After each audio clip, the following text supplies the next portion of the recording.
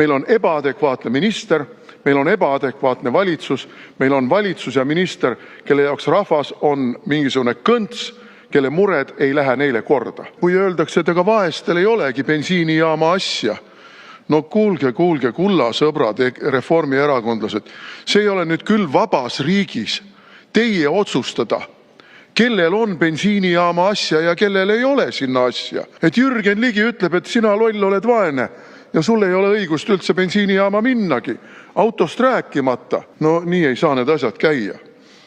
See on lihtsalt jultunud inimestele ülevalt alla vaatamine, nende murede ignoreerimine ja täielik tahtmatus nende muredele lahendusi otsida. Et tõstame uuesti makse.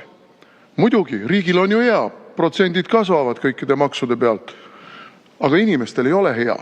Ja küsimus on selles, kas see riik on nüüd rahandusministrile ja tema ministeeriumile, valitsusele ja kõikidele nendele valitsuse allasutustele, või on see riik ikkagi nendele inimestele, kes igapäevaselt tööd teevad ja neid makse maksavad ja nendes ettevõtetes, mis ka makse maksavad, tööl käivad. Et teil ei ole vaestel asja, bensiinijaama.